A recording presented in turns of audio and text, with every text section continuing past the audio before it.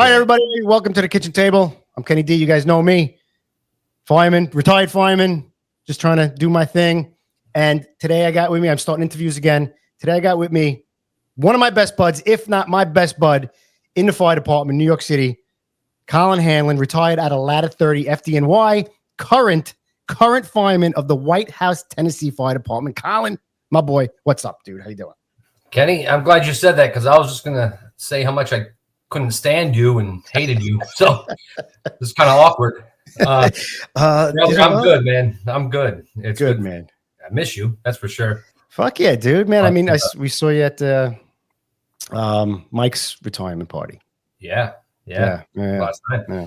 So yeah, that was good. That was nice to come up for that. It was a little surprise, and I don't like to go up there for long. I like to get in and get out. Yeah. You know, I love New York, but I don't miss it that much. I get there and the wheels touch the ground and I get angry. I'm like totally angry at everybody. I'm yelling at the cabbie, and I'm all pissed off. So immediately I come back here and everything's good. Slower pace down there in Tennessee, huh? Absolutely. Took me Oh, go ahead. How far are you out of Nashville? About 25 miles. Okay. It's a quick drive, like at the most half hour downtown. It's just far enough, up where I'm at.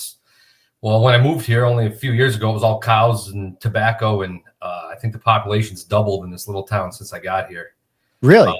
Yeah, we thought we were pretty slick and we were the only people in the world that knew about this place. And within a year or so, a lot of people from New York, Florida, California started moving in. Yeah, that's what I was going to say. Where are people moving in from? Yeah, a little bit of everywhere, believe it or not, because you're close to Nashville. Nashville's a big enough city. Plus, you got the music venues, the bars and the restaurants and everything, and the airport's easy in and out. You can get to Florida, back up to New York, or whatever. Right. So it's a good spot. Good. It is a good spot. Good. Yeah. Now there was a rash of floods there recently. You got. I know I texted you, but you didn't get involved in any of that. Yeah, no. So it was a little farther west and south of us, but the town itself, there's a lot of it was mostly farmland, and they developed the area real quick. Mm-hmm. And infrastructure wise, they did pretty good, but there's still neighborhoods that flood. They can't, the creeks and streams everywhere. Yeah, and it's pretty hilly.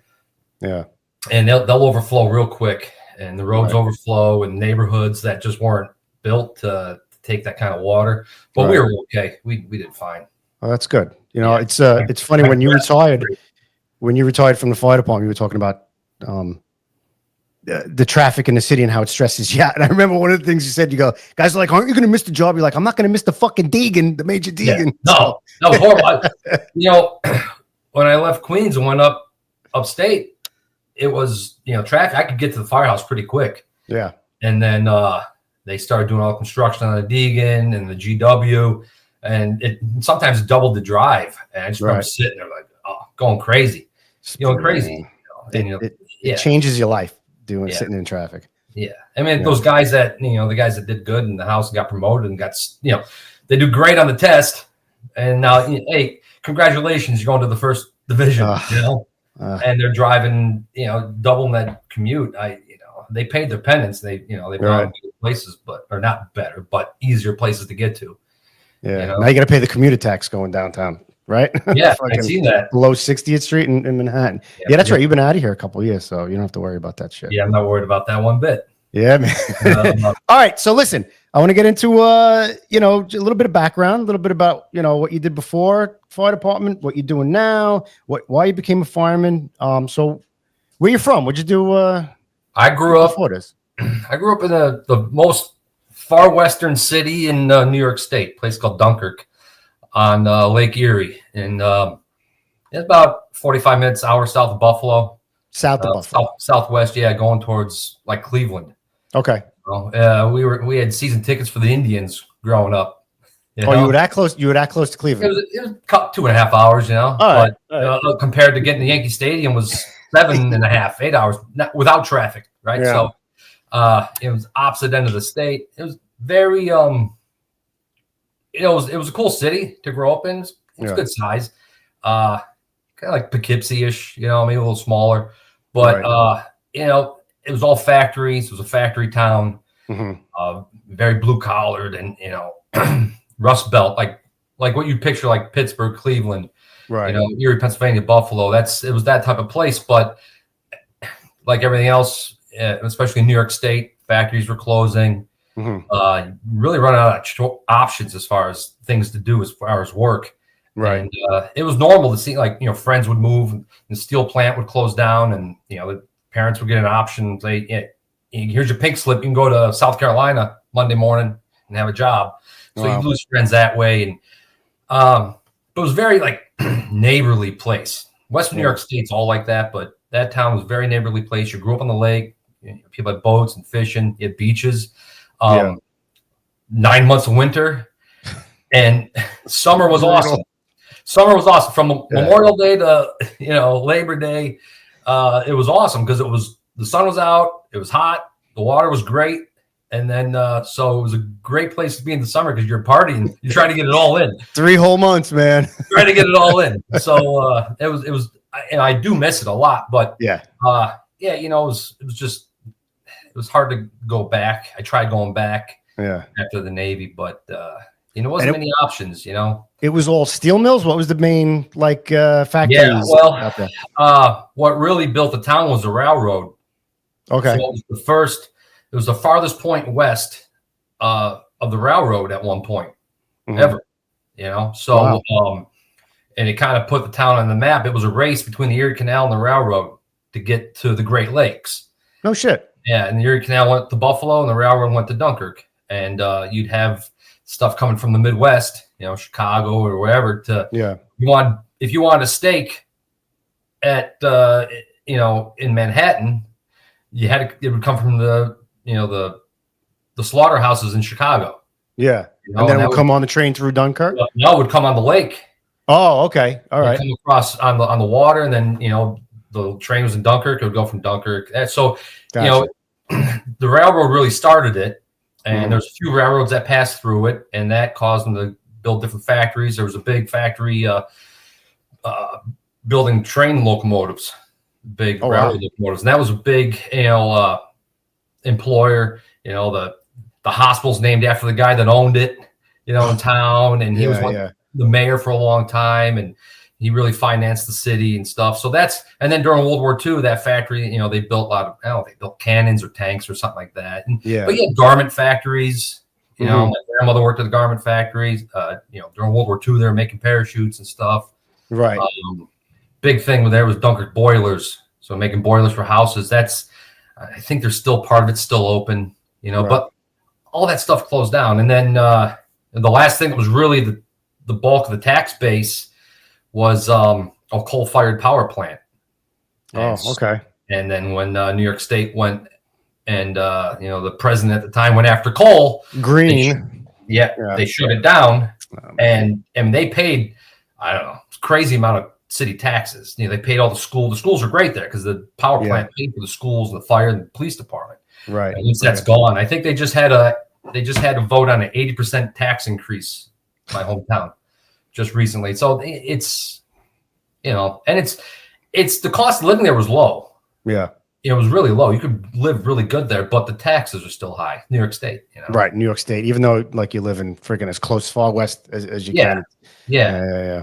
Now you mentioned the fire department. Did you was there a fire department over there? Did you have family on a job over there? Did you do some work? Yep. So City of Dunkirk was a combination department. So half career, half volunteer. All right. So you had, all right, and that started. So the volunteers started from the 1860s, 1863. I think the truck company in town is the oldest still active truck company in the state, maybe, or the country, something like that, with never disbanding and reorganizing. So like FDNY, you had these truck companies, and then when they disbanded to become career, they had to start over again. But I think that they were. I don't know if it still is. You know, my history isn't up to date on there, but it was like 1860, 1863 they started, and then in the late 1800s, the city started paying drivers. So you had career drivers. Oh, okay. All right. And the one thing the city always had was you had bunkers. You had guys, bachelors that lived in the firehouses. All right. So there was 4 firehouses. So there's places in the country that still do that. A lot of younger kids will do that, like college students. And all right, they're staying in the firehouse, but they're not getting paid, but they're still responding to runs. Yeah. So basically, you get room and board, and you got to respond on calls. Oh, and wow. So I never heard of that. Yeah, it's big. Like Maryland area still has it. Virginia, I think Delaware area, Pennsylvania has it. Right, still a thing. But that's what they started, and probably in the 1800s. Yeah. And so you had a full firefighting force. And if you were a 30-year-old guy, 40-year-old guy living, working in the steel mill, and you're living in the firehouse for free. And so they had a legit firefighting force. I mean, the guys weren't getting paid, but they had, real men. Yeah. And so that continued. And so my father did that. Plus, if you wanted to get hired on the career side, it was a lot better off the guys knew you and trusted you. Yeah, who know the job too, like who the job already, that. And so that was a big thing. So that's my father did that. I think 63. Well, he went in the Navy in 63, but I think he joined right around that time, maybe before he left the Navy or whatever. There was 4 firehouses and 4 engines in a truck, and he did that, went off the Navy, came back, and he was a bunker for a while. And then he got hired in 69. And then, he got promoted to lieutenant. And then, so, I grew up with that. And my brothers were they're 8 and 9 years older than me. So. You're the youngest? Yeah, I'm a baby. So I was like, 9 years old, 8, 9 years old. Yeah. They're going to college and they're bunking. Right. And so you're looking at them, but they're, they're probably the youngest bunkers. And then you had guys like, so they're 18, 19. And the other guy in the bunk room is, 30. So he's buying beer, They're hanging out, you're going to all the bars and everything. Yeah. And your group of friends now are, you're partying all the time and you're on the fires. They did legit work there. They did, things slowed down now. Yeah. But yeah, I mean, for up until the late 90s, they had constant work. Right. And so it was pretty cool. And so I grew up with that, seeing that. I'd get out of school. The one firehouse wasn't far from like my middle school. I'd walk over there and hang out. Yeah. And so I didn't know any different. Like my father never pushed it on us, never talked about it. Like, there was things that he was buffy about, like we would see, like, oh, that's cool, but he never said, hey, you should be a firefighter or anything like that. Right. Never. And it's all I really knew. So I was like, that's cool. So he was paid. He was paid. Only the drivers were paid. He was paid, or So you got hired as a driver, and then they had 1 officer per shift. So you had a lieutenant on the shift. A shift commander. All right. And then, which was even crazier, which they got rid of, thank God, but the chiefs were volunteer. A volunteer chief. So, bro, it was like, that's crazy. You could have a really good chief. Yeah. And they had some amazing chiefs. And then you'd have like, well, he's all we got, because they would rotate through the companies and be like, that's all we got. Or this is the, right. Right. And so, it was hit or miss, but they got rid of my father, so they have a career chiefs. They have career chiefs now and stuff. They got rid of the bunkers. They don't have them anymore. They don't have the volunteers anymore. It's a fully paid department. But yeah, so my father was a career guy, and then he did 16, 17 years, and he went to work for the New York State Office of Fire Prevention and Control. He took a job basically as a fire marshal, and then the first Governor Cuomo cut that program. So here he went and resigned his job from the fire department, took this job as a fire investigator, and they got rid of it. And, he's got 3 boys at home, and he's like, holy shit. So he ended up he stayed with them another 20 years, but doing different stuff, doing hazmat and teaching, plus like larger incidents around the state he would respond to and be like a liaison between the local government, the fire department and state stuff. It was a good job, but he was never home.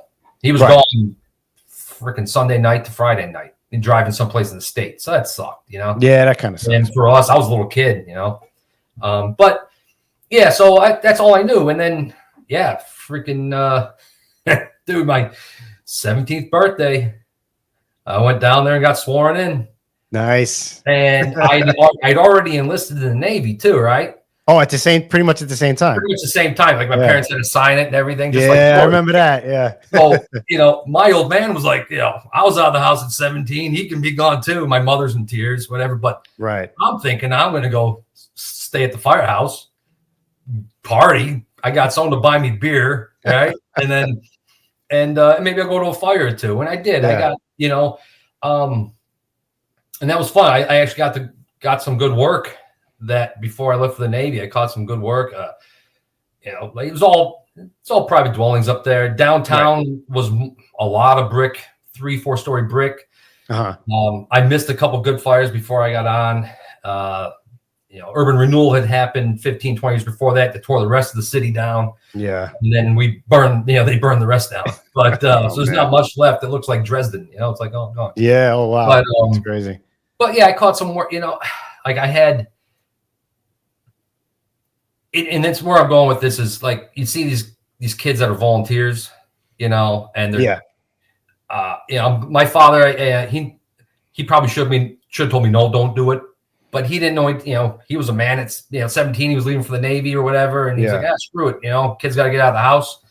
But you see some of these kids now that are volunteers and stuff, and I had a fire. It was like 2 months before I graduated. We had a job. Ported people trapped, fire on the second floor of a private dwelling. Wow. And my oldest brother, he was a cop at the time, but he still lived in the firehouse. So he's bunking, he's rent free, and so all the Hanlons living in one firehouse at the same time. Yeah. And I can't tell any of those stories, but he at the nozzle, and it was blowing out second floor when they got there, and wow. I got there a little later, and there's people trapped upstairs. And when I got there, it was a guy and a girl, and they're just bringing her down the stairs. Mm-hmm. And I got to the top of the stairs, and they had already found him, and I helped them carry him out or whatever. And then, when they put the fire out, whatever, overhauled, and then the lieutenant on the shift was actually I went to school with his daughter. We were neighbors in the same neighborhood, and he pointed to it was like a plaque on the wall. And he's like, "Do you know this girl?" I was like, "Oh shit!" Like, I sat next to her in like class. She was in my, all the way up from. That was her that they pulled out of there. Yeah. Oh man. Right. So now you're like, holy shit. That's fucked up, man. And that was. I actually sent you a picture from that fire. Oh yeah. Okay. I'm gonna let me find that one. But so that was, now you're like. Yeah. There we go. Look at me. That's the front page of the newspaper. Like. And now I got to go to school Monday morning. People are like, oh, hey, were you there? And you're like, I don't want to do this. This was. That's crazy. Look, there's the air conditioners in the window there. That was, what? They put a fan up there. Okay. That's what it was. See where it's blowing out. That whole bedroom. It was a good job. The guys made a good stop. It was blowing out that bedroom window. And that door where the two brothers are standing, that was the stairs up to the second floor. Yeah. They took the line up, and they found them in the rear in the kitchen. They had pots and pans. They're trying to fill up with water. Put the fire out. Are they wearing rubber goods there? Are those rubber? That's not bunker. I am. Right? That's me right there up front. This is you up front. Yeah, it's right. 17-year-old me. Wow, look at that. Yeah, when you sent me that picture, I was like, I thought that maybe it was like your brothers or your father. No, that's 17-year-old me, and then so now I'm like, dude, Yeah. Yeah, I enjoy going to fires and stuff. But was that your first job? No. Okay. No. I'd had a couple good ones before that. Yeah. And, that was that sucked though. And that sucks. That was the first job that you dealt with a fatality, right? Yeah. And I would say like it bothered me the way it should have. It didn't like drive me crazy and stuff like that. Anything like that. And the reason I brought it up is I thought about it like a week ago. Okay. And because it was the anniversary, and I just remember it was the anniversary. And I started thinking, I was like, man, that girl was 17 years old. Man. My daughter's 17. She graduates in a couple weeks, So now you're like, that's 28 years ago, bro. 29 years ago. It's never really, I remember it, but it's never like bothered me. But also like a week ago, I'm like, oh, I'm having a rough day because of this. Wow. And it just brought it back. That shit. Yeah. That's what a lot of people don't get that don't do the work that we do that we've done. that stuff never really leaves you. Like you No. might not think about it, you might not, talk about it, but you'll see something and it'll trigger it. Absolutely. And it just never really leaves you shit like that. Yeah. And that's, man, it really, I had a really shitty day. And then, but, and someone said something to me later that night and then it kind of snapped me out of it. I was like, oh yeah, you're right. I was kind of happy. It changed my attitude. Yeah. But, I was like, oh man, but you know what? I'm sure it bothered me then, but maybe I needed to feel bad the other day because it hadn't bothered me in almost 30 years. Right. But yeah, so the point I'm talking about that is, I left the Navy and I came back. I'd watched my father deal with a lot of people. It's a small town, it was like 15, 20,000 people. I don't know, whatever's there now. Now there's like 10 or 12. But at the time, there was probably 15, 20,000 people. And you knew everybody, you knew somebody somehow. So you're doing CPR on somebody or a relative. Yeah. So the guys that worked, I give them a lot of credit. It's and then you go out at night and have a beer and you're like, oh man, that's so-and-so's relative. Yeah, I just did CPR and so-and-so. Yeah, or their house burned or whatever. And that was normal. Yeah. That's a normal thing there. And I remember my father, he never said bothered him. And my one brother stayed there his whole career. And I'm sure there was days, bothered him. But when I came home, I figured when I came home from the Navy, that's where I was going to, I thought about like I wanted to work there. Yeah. Like, no, I don't want to do that. It's a double-edged sword because it's good because you're serving the people that you grew up with, that you're helping them out. But when it's bad, you see one of your friends or one of your friends' family members house burned down or die. You're like, it was weird because I always the only reason there was one guy, his brother worked. There was a guy who worked up in Harlem. He's a lieutenant. That's how I got up to Harlem. He was my hook. Mm-hmm. All right. And his brother worked with my brother, and his father was my father's chief. And he grew up in Dunkirk, and he ended up, a couple of stops, and he ended up there and worked his whole career there. And so we were friends. And I remember him telling me when I wanted to take the job in New York City, he's like, "Don't come here." He's like, the grass is always greener type, attitude and what. Yeah. And but I knew about the FDNY. My father, the only thing I knew about it, because he didn't have the internet and nothing, but my father had WNYF, the magazine. He'd get the magazine and he used it for training, and he'd get good stuff out of it for when he was teaching. Yeah. And I'd get in trouble, mostly in middle school, not so much in high school. I'd end up in internal detention all day long. And I'm not surprised, bro. They're all, you get 3 days for fighting or whatever, what the fuck did I do?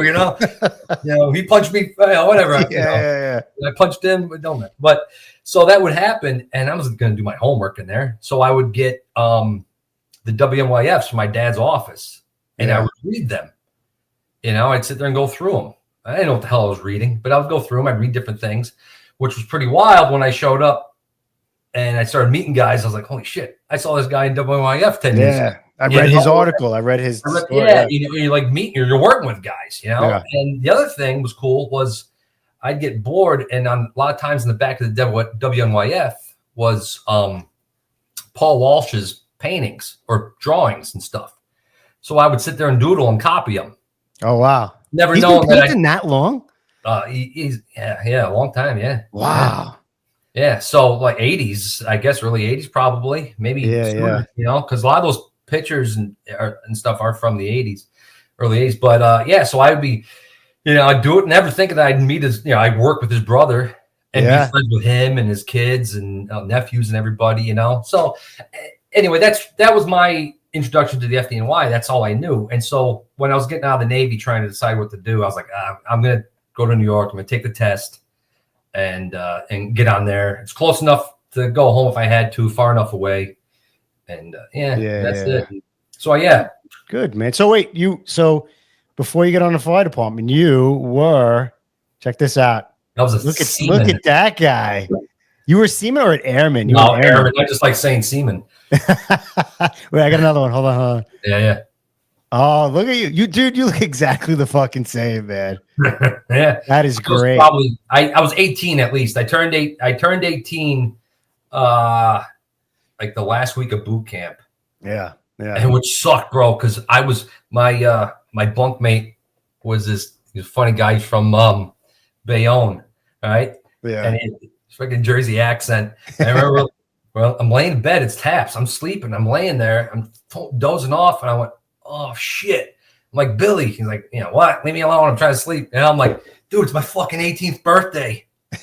Like, I missed my birthday. Totally forgot about it. All right, come over here. I'll give you a little reach around or something. Yeah, look, yeah, do something, you know. Come Make here, it work. come here. Come on, bro. You know, I'll close my eyes, pretend you're hot. You know, yeah. So that was weird. You know, and then you're laying in your rack in boot camp, like, oh, my friend's probably, you know, he's funneling a beer in his dorm room right now. The other guy's at a strip club, and I'm here with the 80 jerk offs, you know. Yeah, like you're in a freaking dorm room in boot camp. You're like, oh, this sucks, man. You know, so so I didn't know what I wanted to do in the Navy. Everyone said, don't go undesignated because you're going to get stuck with a shit job. And so I didn't go to A school. So you didn't have any A schools. You didn't go to any A schools. Went to Great Lakes. Of course, it was like 90 degrees the night I got there. I didn't sleep the night before. I was all nervous. I'm sitting at the motel at MEPS. I'm up till like 3 in the morning. I fall asleep. 4 a.m. they wake you up. Yeah. And then you're in this shit World War II barracks at Great Lakes that no air conditioner, right? The windows are open. I remember that. Your balls off. You're like, what, this sucks. You're on the top. When did you go in? What month? It was August. No, it was September 6th. Okay, I went in August 21st, I think my first day was. It was the end of August, so yeah, it was September 6th because or something like that. I don't know, man. It was like that somewhere in like there. the end of the summer, basically. Yeah, it was hot enough in the great, up there that it was in Windy City, my ass. There was no wind. It was humid and stagnant. And you're laying in a big big silver can is what your bunk is in. And of course, by the time I graduated, it was like the snow drifts like 2.5 feet. You make you wear every piece of your uniform, and you're following a rope from one building to another. Like, what happened? But then after boot camp, I went to a jobs engineering school up there, and I'm telling you, it snowed like 5 feet in like 2 hours, and we were out there shoveling with the ropes going from one place to the other. It was funny. And I grew up in Western New York, so I was used to that, but it wasn't as fun. And then you go across the street. If you're an undesignated airman, you go across the street from boot camp, and it's like a 3-week class where they like, this is an airplane, these are the wheels, this is the flight deck, and then you're gone. Yeah. And so I got to my ship was the USS John C Stennis, CVN 74. I was on Pier 12 in Norfolk, and I got there right after leave for Christmas. I showed up a little bit late and never checked in. And, again, I'm not surprised, bro. I had my medical record and my dental record and service record till the day I left that ship. I never handed the shit in. No, you just showed up one day. Bro, they didn't know. Is this guy supposed to be here? Is this guy even supposed to be here? I'd walk into dental and get my teeth cleaned, and then I'd be like, I'll take that back. They hand it back to me, and I hand it under my rack. I kept the fucking thing, never handed it in, right? So, nobody knew who I was for like a week, and then they finally found me, and they so I went to the catapults, went to Cat 1, and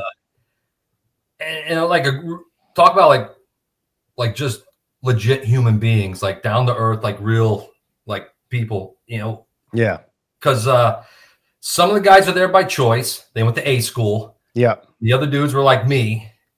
They either did really shitty on the ASVAB or they just didn't know any better, right? So you had it was a really good spread of people, and you got to meet. But up there, something like that's a super dangerous job, being on the flight deck and not knowing what you're doing. So these guys kind of got to be like, bro, let's take care of these people because our lives depend on this, right? Yeah, and you'd get a leading petty officer like 25 years old. You know, the chiefs were older. The chiefs were older because like you got to a certain point in that job because the shorter, like the sea to shore rotation sucked. You're out to sea all the time, and then the guys were like got to a point like, screw this, I'm out of here. They would change jobs, do something else. So the chiefs were always like older dudes that like just stuck it out, and they were hard. These were hard guys, It's like what you'd picture like a sailor, like in a World War II movie, like that's what they were, And so it's funny, like you didn't take shortcuts because like the guys would. There was one it was a little maintenance. All you did was maintenance. It was maintenance. I was greasing this thing, torquing this bolt, and you're like, this sucks. Taking this apart, putting it back together, putting oil in this, putting the. Right. I remember. Turn this wheel, turn that wheel. Right. And it's Norfolk in January and February. It's just pissing on you all day long. It's like 40 degrees and it's pissing on me. So I'm like, this sucks. Right. Yeah. And I remember there was one maintenance thing that you're supposed to do on the catapult. There was this thing called a T plate. It was a giant hunk of steel, the shape of a T, that sat flush in the deck. And you take the bolts out and you'd use these big Allen wrenches, and they'd say, listen, don't use your hands to put this thing in there. You'll crush your hands. Use the Allen wrenches, right? Well, get this thing. I mean, you couldn't fit a hair in between the deck and this thing. Right? And you try to get this damn thing in. We're all young. It's like me and another young guy. Like everyone left us. They're going home. It was like Friday night. I think it was Friday night. It was like Valentine's Day. The guys want to go home. Right? So I'm like, what am I doing? You know?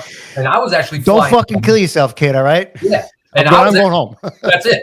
Yeah, we're leaving. And I'm putting the thing in. I'm like, fuck this. I put the Allen wrenches down. And I go to use my hands. I get my fingers.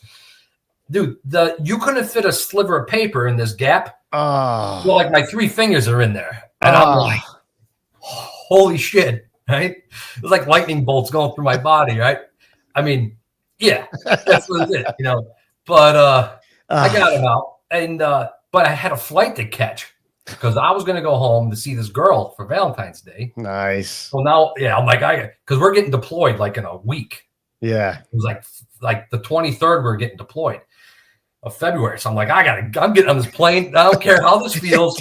She's gonna love these 3 fingers. That's for sure. Yeah, this thing still works. I'm telling you, Kenny. That's why my left hand it's world renowned because this right hand don't work too well, you know. So I fucking I get on this plane and we're flying to Norfolk, and as we start climbing elevation, I think these things are gonna explode. On the plane, and there was a woman next to me, probably 50-ish.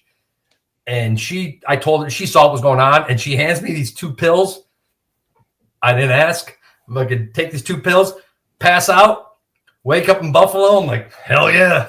Oh my God, if I got piss tested that week, it would have been done. I have no idea what you gave me. I didn't care. It was good. But and then got back. Of course, I didn't go to medical. You didn't go to medical. Only cowards went down to medical. Fucking sick bay commandos, right? That's I'm not fucking going down there, especially as a new guy.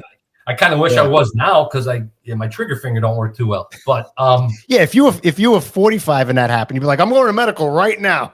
Yeah, but at 18, you're like, I'm not going anywhere, man. No, I'd be on crutches right now. And they're like, it's your hand. I'm like, I know, but I can't walk. And then we got deployed, which was awesome. Did a lot of flight ops. And stuff. Working on the catapult. I didn't really get too qualified and stuff because on the ship they send you cranking. You gotta go to the mess decks. You go someplace, and then you're supposed to come up and get qualified. And I'm like, fuck this. It's like I'm down here feeding people all day long. Now I'm like, so I ended up getting. I met some guys that worked on the flight deck. Yeah. That worked with like the landing lights and the Fresnel lens. So remember in Top Gun where he's like 3/4 mile, call the ball.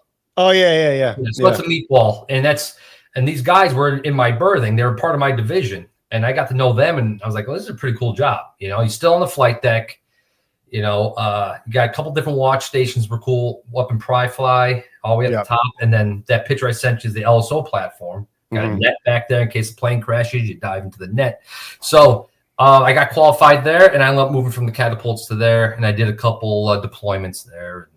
So it was good, Nice. I had a good time. Went everywhere in the world. Nice. And as you should have. Yeah. Nice. Unlike some of us who stayed in Virginia. Fair weather sailor. Who are you talking about? I don't know who you're talking about. Well, and I also made the best of it too. Like, I was like, I should be in every port. I should be getting in a bar fight and meeting women. And, you lived it up like those old freaking Sand Pebble movie days, Navy guys. Yeah, and it was like awesome. Our dads that were in the Navy. They just went out, drank, freaking, and dude, there was no cell phones. There was nobody was taking pictures of you beat somebody up or whatever ugly broad you're hitting on. So it was like, it was good. you're talking about things reminding you of stuff. We had a real bad accident on the flight deck a few years later. We had a couple small ones, but I had a bad one in San Diego in port, and it was on Good Friday. And everyone's in a rush to get out. And we had some civilian contractors up there working. And you had these things called jet blast deflectors, JBDs, that come up behind the aircraft. Yeah, okay. Yeah. And so that's a dangerous maintenance operation, and they got it. So they're changing the hydraulic hoses out. All right. So they put a couple braces up to hold the thing up. Oh, man. And when the contractors, when they put the hoses back on, they put them on backwards. And so the two kids, I was up there, I was doing like a quality check on some silly maintenance thing, like greasing something. So I'm just looking, and I look over and I see these guys, they got a broomstick. And so the way the JBD goes up, there's an arm underneath it that extends like a big joint. And you put a brace in there with a big cotter pin, and they couldn't get the cotter pin out, which should have came out no problem. And these kids were in a hurry, whatever, they weren't thinking. There was pressure on the pin. They couldn't get out. So they're sitting there banging this thing. And I looked around, I come over, I'm like, who's watching? Who's your supervisor or whatever, and they kind of dismissed me like, whatever, nerd, you work with the lights, what do you know? Yeah. And so I walked down below deck to go to their maintenance shop, and bro, it's not like a fucking bomb went off. That thing fucking popped on them. Yeah, and it falls, right? So I come back up, and the one guy lost an arm and a leg below the knee. Lost his leg, but they were pinched in it, and I didn't do anything. I came over and trying to calm him down. The one dude had a good gash on his head and like holding it, and there was no one around. Everyone went home for freaking Easter, right? And so the duty corpsman was a dental technician. So this kid comes up, and then a buddy of mine he worked in the waste catapults. He's a fireman now in Virginia. He did 25 years or whatever. He retired as a chief, senior chief. He's a fireman in Hampton Roads, or he's in Virginia. He was there, and there's a hatch underneath this thing, and they were able to go up, sent the corpsman up underneath there, put some tourniquets on them before they lifted this thing up.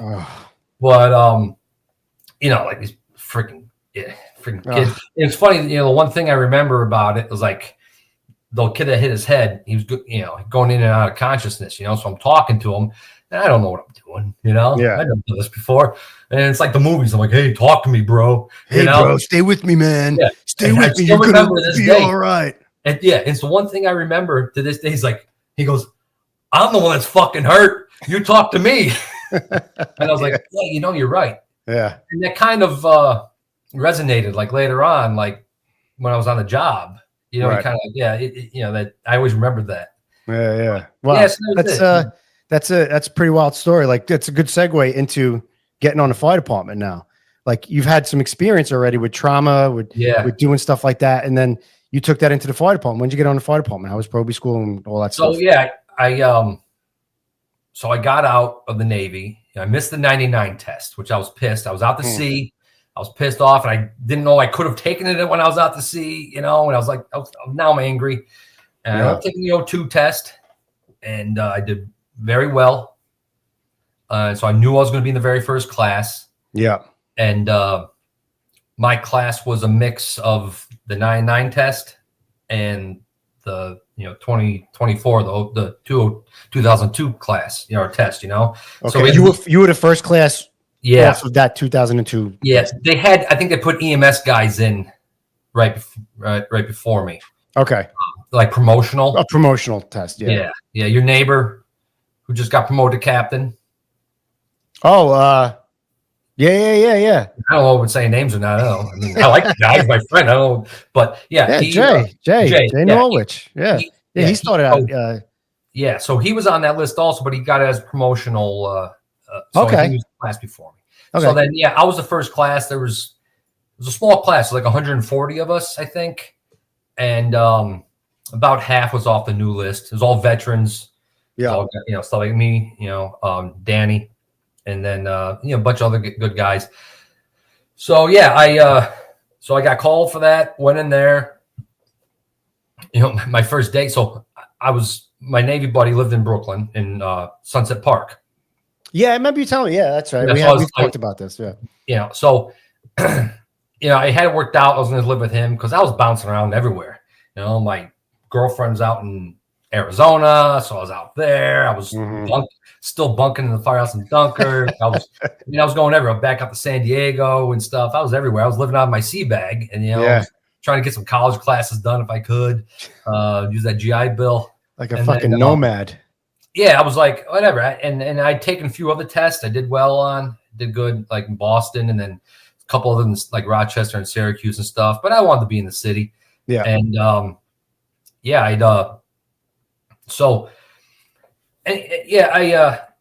get there the first day, right? And I remember I get in, and I didn't have a place to stay yet. I didn't have an apartment or nothing because I was a nomad. So I had like a rental car, and I get to the academy the first day. And they're like, all right, who's a veteran? And I'm like, all right, not raising my hand, Yeah. Raising my hand. And then finally they're like, listen, we know who the veterans are. Raise your fucking hands. Like, all right. Yeah. So now I'm a squad leader, right? Yeah. And I got my Western New York nasally Iowa sounding accent, right? And they say, oh, you're a squad leader. And I got a bunch of, I got like 10 New Yorkers. I'm like, great. I sound like I sound. So, they make me a squad leader, but we were supposed to be there till like 4 or 5 in the evening, and then I was going to go meet my buddy from the Navy at his place in Brooklyn, and they let us out like at noon.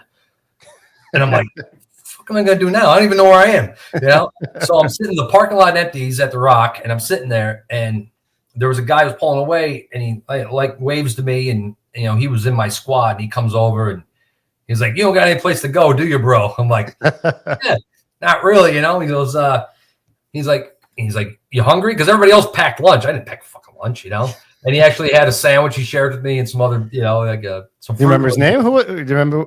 Yeah. So he invites me out to he's like, listen, you gotta need a place to stay. He lived out in the ass end of Long Island, at Bellport, right?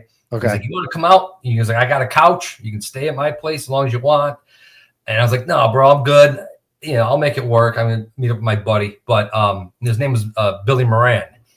And we ended up having a good time together. We partied our balls off every weekend in Proby school. Yeah. And after Proby school, we were, we had a really good time together. He was a lot older. I think he took the test in like 92 or something. He was like 36 years old when he got hired. Whatever. Really? Yeah. You used to be able to do things like that. Like if you knew people, he didn't have the credits and he kept deferring. Right. And he actually got on the job. He looked like he was old and wrinkled, and he looked like he had like 20 years on the job, right? And he's 36. Yeah, he's like 30. And he was a good, nicest guy. I've never met anybody so excited and so happy to be on that job. Like that's all he ever wanted. The best attitude ever. He knew he was old. Yeah. And he knew he was going to get his balls broken. And he went the 19 truck, and I'm sure they broke his balls good there. He was a really good dude. So we were supposed to go to Boston for St. Patrick's Day. And, my wife was like, yeah, I don't know. You've been partying a lot. I was like, all right. So I didn't go. And then she had to go out of town and go see her dad. Dad was sick or something. So I called him like a couple weeks after St. Patrick's Day. I'm like, bro, I'm free. Come meet up. We're gonna go. We'll go fucking have a good weekend, Yeah. And he didn't show up. So I went out and I had a good time on my own. And like 4 o'clock that morning, my phone rings. It was a buddy of mine who's worked up in the division. Yeah. And Billy got killed riding his motorcycle in my house.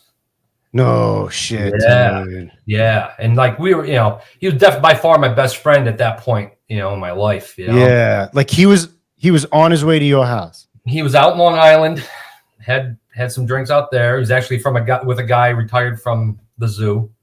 Yeah. They were riding together and took a turn too quick and went straight off on his Harley and broke his neck. Yeah. Oh man. Yeah. What year was that? That would have been 07. 06, 07. Yeah. So that was tough, yeah, man. Yeah, he was a really good dude, it was a funny story. I lived with my buddy, my Navy buddy, Jose, on 45th Street in Brooklyn. He really helped me out a lot. His family was great. Sure. And I found an apartment in Queens, and then But I'd go out to Bellport, Long Island every weekend with Billy, and we'd be partying all weekend. You know, it was Wow. Yeah. a cool little town. And so graduating Proby school, we graduated. I didn't have a car because I took the train everywhere. And then I buy this 1989 Ford Taurus station wagon for like $700 at a gas station. I just need a car to move my shit. Like, I don't care what that is, right? Yeah. So I buy this thing at a gas station, like in Patchogue, Long Island, right? And so I get this car. I'm driving back into town. I'm on the LIE, and I get in a car accident on the LIE. Right? So like freaking gypsy cab cuts me off. I hit brakes hard, and everyone hits back and back. Fuck. Bang, bang, bang, bang. Yeah. So now I'm like, shit. You know, like I didn't hit anybody. The cabbie was gone. Yeah. But I'm still in the front. Everyone behind me's pissed. And the companies show up, and I remember I can't remember what company it was. It was older captain, and he's like, you know, I told him, I was like, oh man, I just graduated Proby school. I haven't even gone to the firehouse yet. He's like, just stay here, keep your mouth shut. I'm like, all right. Precinct cops show up. They come up. They're like, we'll see you later. Good luck. I'm like, okay, you know, take the fuck off, right? So now go to my apartment. I'm like, I'm all frazzled. Get to the apartment. I get all my earthly possessions in the car, which was nothing. It was like my sea bag and my gear, you know, everything else. I'm going over now. Don't get mad, Mr. Brooklyn, but it's the Kosciuszko Bridge, not the Kosciuszko Bridge, motherfucker. Fucking Kosciuszko Bridge. Probably don't even know who the guy is. He's a local hero in my hometown. So, John Kosciuszko from Dunkirk. He built the steel mills up there. Yeah, no, he's a fucking hero of the Revolutionary War. You know, you go to Prospect Park. You go to Prospect Park. There's a statue of him, and that's the high water mark. That's where he held the British long enough for Washington to evacuate across the East River, bro. So that and $3 will get you on the subway, brother. Let me tell you. Hey, I don't know much, but I know my Polish history. You've always been like a history buff guy with that stuff. It doesn't give me anything else, but yeah. So how'd you pronounce it? Kosciuszko? Kosciuszko. Yeah. Okay. All right. Yeah. So I'm going to that fucking bridge. All right. I got all my stuff. I'm going over that bridge to get to Queens. The car breaks down. All right. So I've had this car for like a couple hours, right? And I guess the sand in the floorboard should have told me something. Whatever.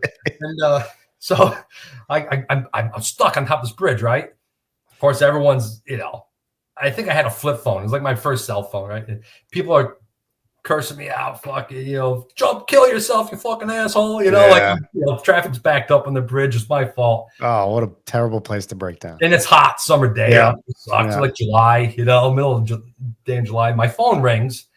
And it's Lieutenant Larry Love, Puzak. Larry Puzak. And he's like, is this Collin Hanlon? And I'm like, yeah, dude, I haven't been to the firehouse yet. I mean, I visited, I brought a cake or whatever. And I'm like, yes, sir. And he's like, yeah, you got to get in here. You got to work overtime. I'm like, oh man, I'm scheduled. I got like 2 more days. I got like 3 days off between graduation and my first tour. I'm in like whatever, Monday. It's like Friday or Saturday. He's like, no, you're working tonight. I'm like, all right, well, I'm broke down on top of this bridge. Mm-hmm. What can I do? And he's like, all right, hold tight. I'll call you right back. Calls me back. Called the firehouse? Yeah. No, he calls me back and he says, listen, the 6th Division Messenger, which I don't know what that means. 6th Division messenger van is showing up with a roof rope and he's going to tow you off the bridge. Get the fuck out of here. Yeah. With the life-saving rope, right? So the messenger van shows up like a half hour, 45 minutes later. The guy tows me off and takes me down to the firehouse down below the bridge. And that's where he was a fireman. Oh, really? There was a fireman there, right? Yeah. Well, the guys are waiting for me. I get down there. They help me move my shit into the messenger van. The messenger drives me out to Queens, helps me move it to my house or my apartment, then drives me back to the zoo, and I work a night tour of overtime, right? And then Larry the next day gives me his car because he was like, I'll ride my bike home. He gives me his car so I can go home and get all my stuff.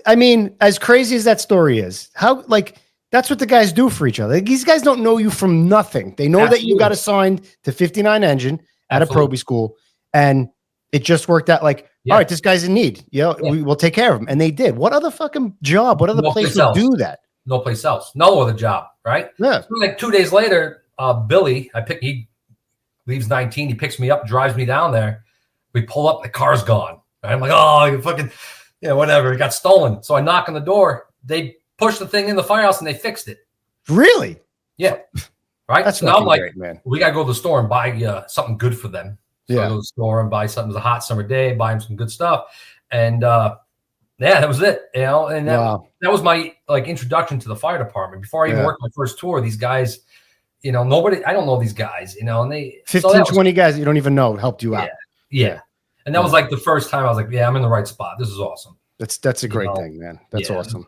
Yeah. So how was 59 engine, you know, everything it was cracked up to be when you got there? Was it just like that? Did guys help you out just like that? Yeah. All the time? What? And they were so inviting. And like, you know, they gave me a hug. They said, welcome. They gave me a cup of coffee and sit down, kid, relax. Yeah, sit down. I mean, I didn't see anything negative until you showed up. You know, really. No. All the hate started when I got there. That was the biggest group of assholes I ever met. But the best group, you know, like it was tough because you know, it was tough because you remember like you had referenced it before. You know, you're talking about platoon, you know, like the two sergeants, Elias and Barnes, right? But it was the same. Like I was a new guy. Nobody cared what my name was. Nobody, you know, it was like I learned a lot. You know, I learned like, listen, you know, look them in the eye, shake their hands, you know, be forward. Yeah. And the guys were great. You know, they were great. Broke your balls, you know, but it was, looking back at it, it was a lot of fun. Yeah. But man, you're on eggshells all the time. Yeah. And, you know, they're teaching you a lot. We were busy enough that, you know, stuff was, you know, going to things. It was awesome. Like they'd be breaking your balls, but next you know, you're on the rig and they're like, listen, this is what you're going to do. And so you never had to worry about anything on the rig or at a fire, at whatever run we had. And the kitchen was another story. You didn't know what you're going to get hit with or called or, you know, like, but I was lucky. I came with two other guys. Right. One of them was the golden child and one of them was not.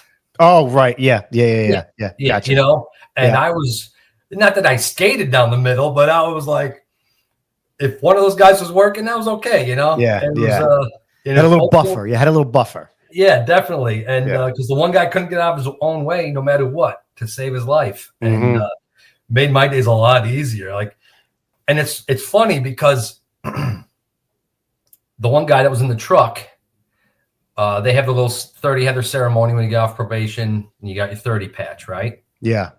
All right. So he gets his patch. The other guy can't get out of his own way. He gets his patch. I don't get my patch. Right? I don't get my 59 engine patch.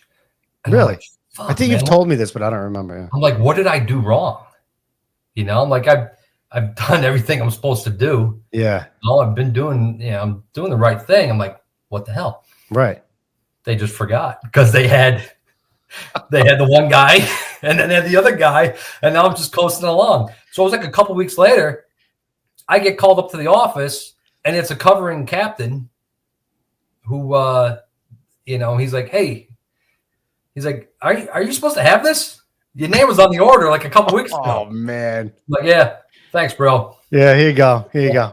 And that was like, yeah, all right, that's what this place is. I was okay with it. I liked that, you know. Yeah. No big to do, no freaking hats and horns. Just here you go, kid. Just put it on. Yeah. We're proud. Yeah. No, I had a really good probie party. The party I had was a really good time. You know, not in the firehouse, but we had a bar and everything. We had a blast, you know. Yeah. Almost lost my job because of that. But yeah, I think I left a little earlier than that. Yeah, because you're smart. But so wait a second. Let me pull something up here. Do you remember?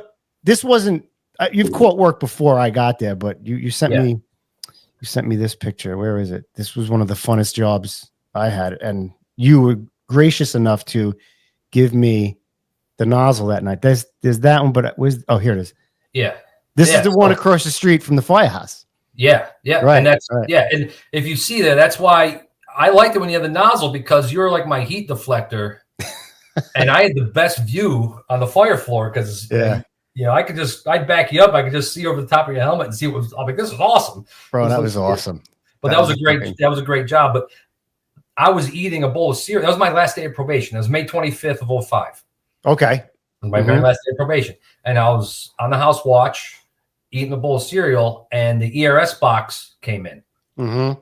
And I looked at it, and I'm like, that's the corner. And at the same time that Nick was yelling from the stairs, I pulled down the Venetian blinds. I was like, holy shit. You know, I was like, and yeah, but, you know, I know you've told that story and everything, but it was funny. Like, you know, you and I got in the rig and got dressed, and everybody else was, you know. 15 guys went up there with no bunker gear trying to kick down doors and shit, and they were only going to get so far, you know, with all that fire blowing out the fucking door. And that whole flat was burning that front, because you know what didn't, that door didn't open. There was a bookshelf behind it. I still, to this day, I said it was either a bookcase, a bookshelf, or the rug got caught. Yeah, it was a bookcase, because when we turned in, we had to make a left to go to the front, and the living room was on fire, the couches and stuff. And I was backing you up. I was watching the truck take the door. Yeah. Okay.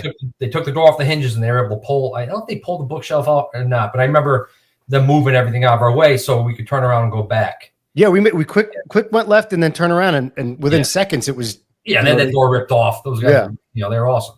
Yeah, that was fun, man. You saw the naked guy on the floor below, right? And I forgot about that. You know, it was funny. Yeah, I've forgotten so much. I always say you should keep a journal and write things down. Like, guys will say something like, I don't remember that. Like, I remember other parts of it, right? And like, but when you said that, I started laughing. I was like, holy shit, yeah. I kicked that door in to flake the line out. It was a park, and he's fucking standing there nude. I think you ran up to back me up. You're like, there's a naked guy. I saw it naked. I was laughing.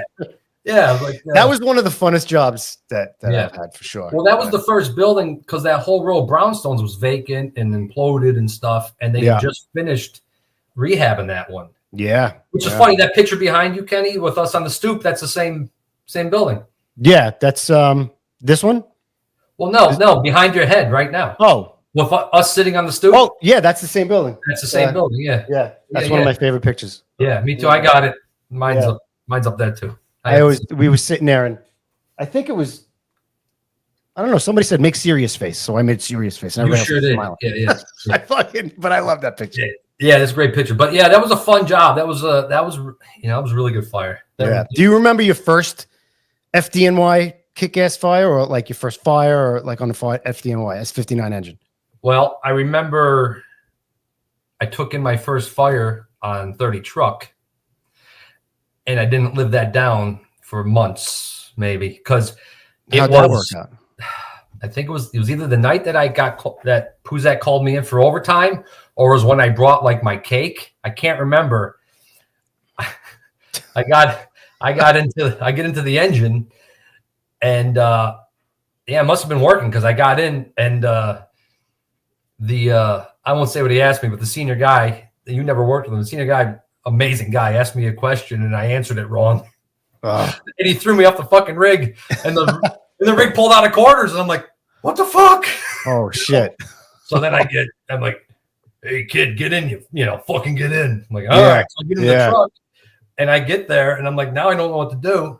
And the chauffeur, it was a little fire in the basement of the store, and I went in, but that was, oh man, they fucking broke my balls so bad. You know, oh yeah, 59 guy took his first run in the truck. I'm like, I don't know.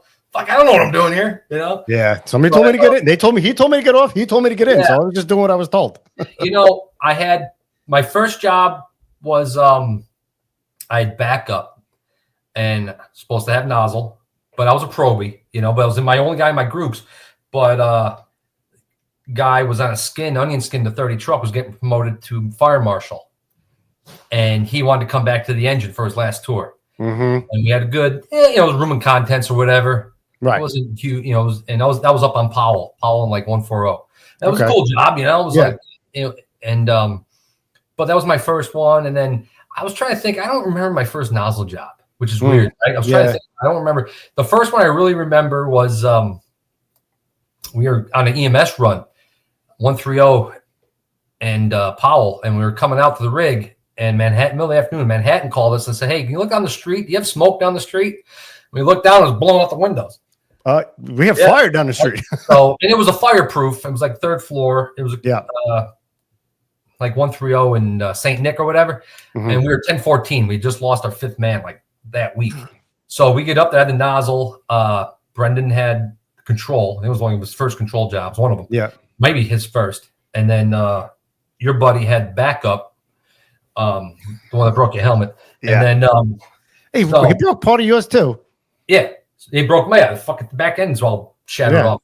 Yeah. So we get up there, and Double D was the boss, cool as a cucumber, one of the best engine officers ever in the history of the fire department. Care what anybody says.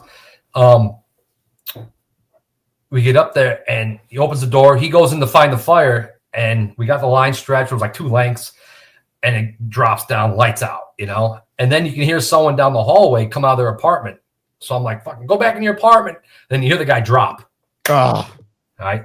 So now I'm like, yo, go get that fucking dude. And this becomes a thing. And then Double D comes back. Say, I found it. So, all right. So we turn the corner. I get in there. We're coming down the hallway. It was like a big apartment, four-bedroom apartment.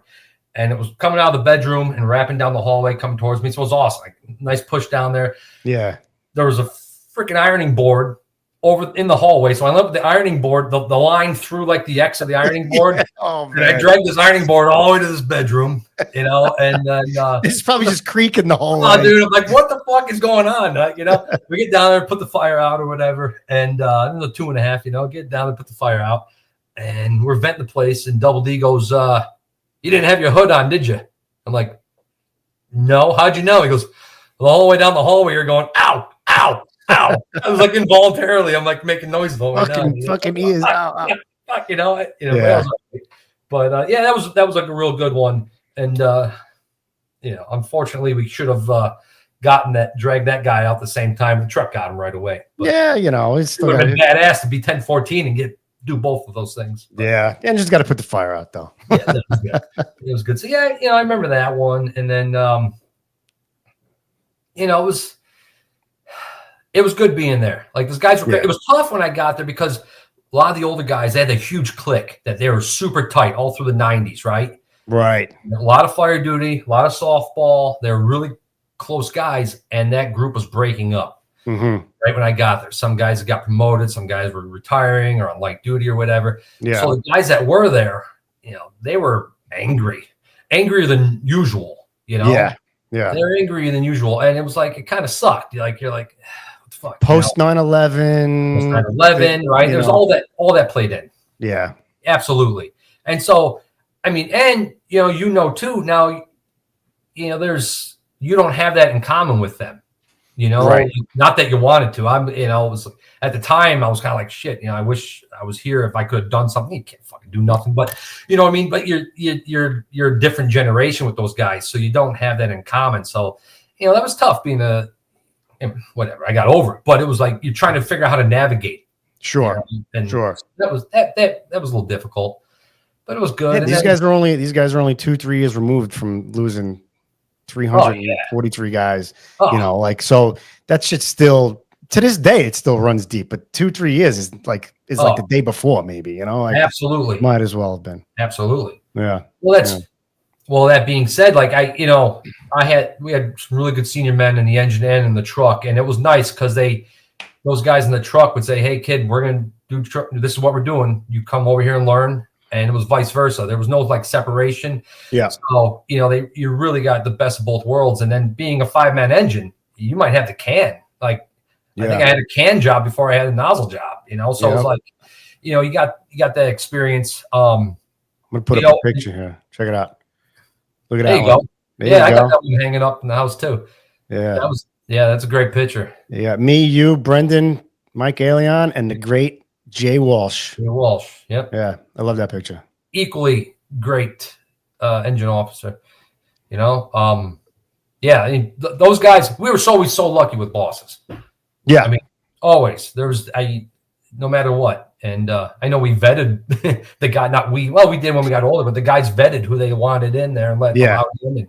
And it was funny, watching them escort captains and lieutenants out of the firehouse. You knew when those guys were bouncing bosses out that I better stay in line here because if bosses are leaving, I'm fucking no. And so there was a few experiences I had there, and I was like, "Oh, thank you for getting rid of that guy." But especially as a young guy, so but you're talking about not having. we had a covering lieutenant, Kurt Meyran, Right. got promoted and he's covering. And, the guys treated him the way they treated me. Yeah. Well, we naturally gravitated to each other and had a good rapport, and we were in the same groups, and he was a really good dude, and he was a good senior man from where he came from, and he still had that that nurturing thing, and he was good. And it was funny, like you think about things that remind you of people. I remember I was cooking one day, and we never let the bosses cook, right? Not allowed in the kitchen. And he came in, and I had like green beans or some shit. I'm like, I don't know, I boil these things. I don't know. Yeah, whatever. And he's like, oh, let me show you some. And like he sauteed them in a wok. It was, it wasn't like a fancy recipe, but he was just showing me something different. Yeah. And I was like, it was cool. He took the time to do that or whatever. And he did a lot of training with us. And actually, this is his webbing. Oh, wow. So yeah, like he was teaching me and Danny how to self-rescue out of a window. No shit. And he gave this to me because I didn't have anything. And that was a few weeks before he died. Wow. That's a tough one. That's a tough one, man. Yeah, that one because of the way it happened, and he's teaching you. Yeah. So that was a tough one. And it was kind of like I carried that in my turnout coat for my entire career. Wow. I always had it in my pocket. Sometimes I think maybe I should not have, because I'd reach in my pocket to get my screwdriver or whatever, I'd feel it or whatever I was doing, so maybe I should just put that away.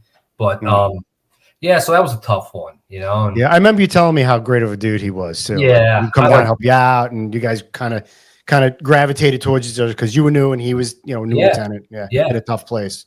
Yeah, and they treated probies the same way they treated Johnny lieutenants, so it was our captain. So it was, it was good.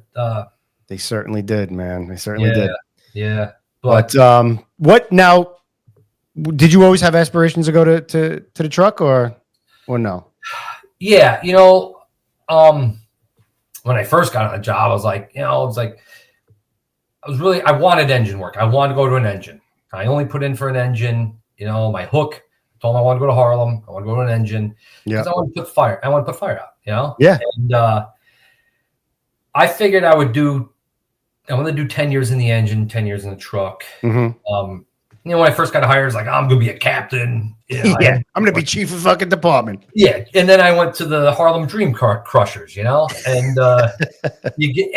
was funny because when you got there, all these guys had tons of fire duty. They had a lot of time on, and they were happy. They're happy to be firemen. And you learned, it's important to be a good fireman with experience, one to, get up there with seniority and having that's important to have in the firehouse. And I think I would have liked to have been like a lieutenant or something, but then you start looking at these guys, go down the first division or go out to Queens someplace. Right. Great companies, great places, but I liked Harlem. It's just a different. I like Harlem, I like the South Bronx. I liked Harlem. I liked the attitude. I liked the way it was. Mm-hmm. And, and so, I figured I'd do 10 in each. And then, I got injured a couple times. I was out for a long time and I wanted to finish my 10th year. So I ended up doing 12 years in the engine and I put my paper in. And, Ken, if you remember, a lot of the guys were leaving. Yeah. And, we had a good time that back step of that engine. We were always laughing. Always laughing. Over the giggle groups, right? That's what Double D used to say. Giggle groups. Oh, it's something like he was babysitting. It was constantly like he was babysitting because we laughed the entire time around that rig. Right. And that that was going away, guys were either retiring or getting promoted or transferring whatever. And then, but the truck had, if you remember, a large number of the guys in the truck were part of the giggle groups from the engine that had gone across the floor. And I wasn't having fun.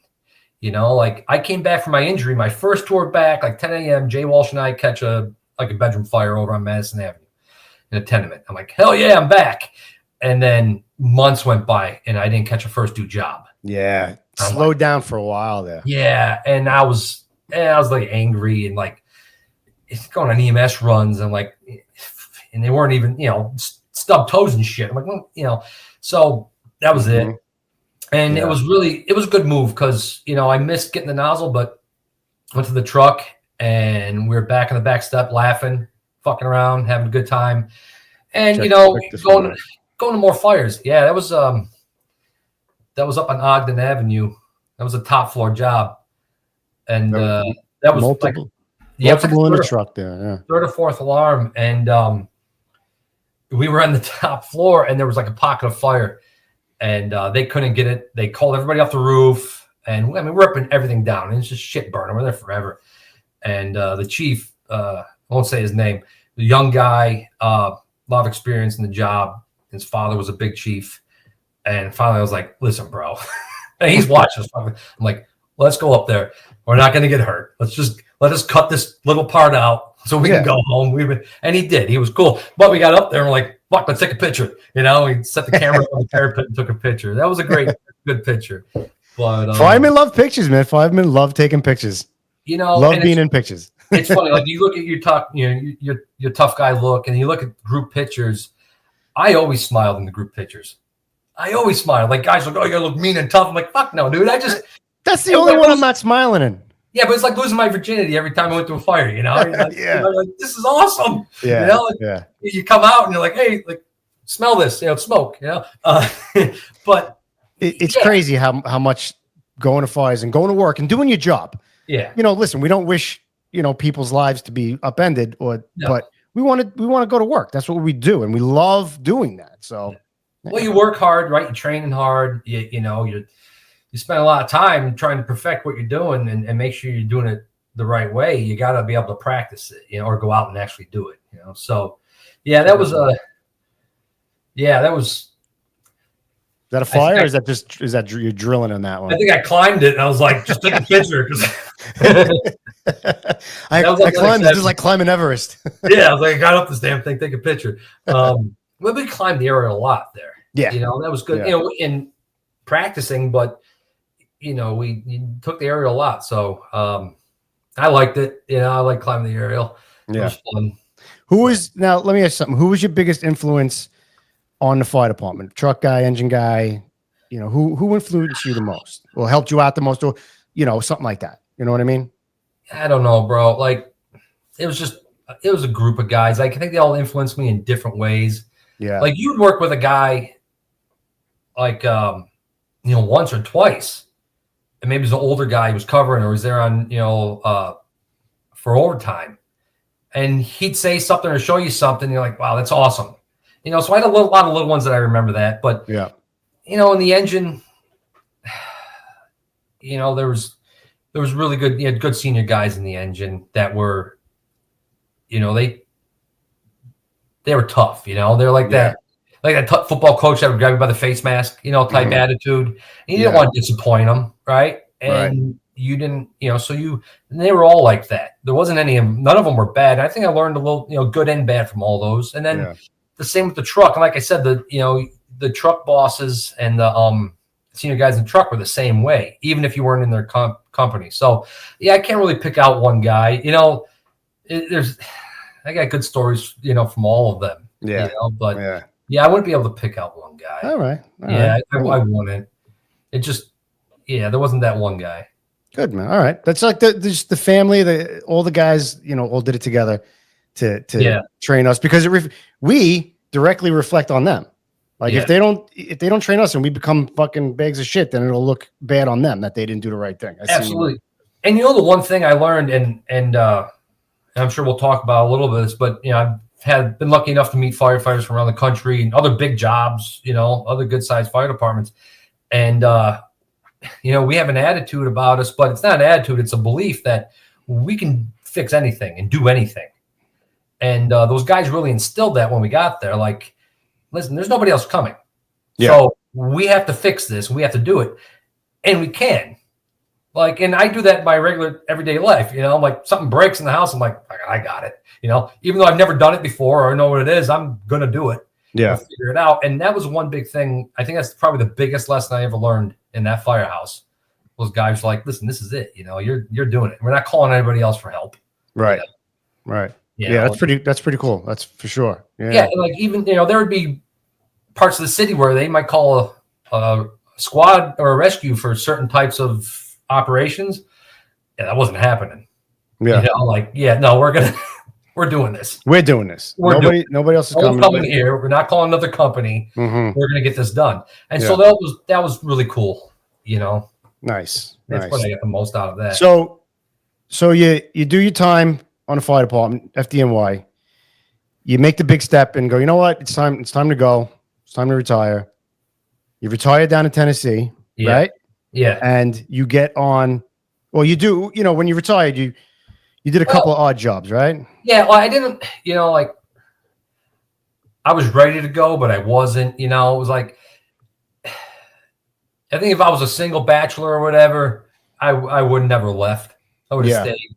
But looking at like my kids, my wife, and you know, like, you know, they're great, they're happy, but like there was more to life living up there and commuting and you know, the taxes you pay and just the rat race. And, you know, and my oldest was about to start high school and the timing was right. Yeah. And then you know, it really sealed the deal, just like a lot of people. I already had it planned kind of to go, but then COVID. Oh yeah. And these kids haven't been in school. Yeah. I'm like, screw it. So yeah, we moved down. I retired June 25th, and July 1st, we moved into this house in Tennessee. Wow, that was quick. You know? Yeah, deuces, you know. It was, yeah. But and the kids fit in right away. They started meeting friends and, you know, sports teams in school.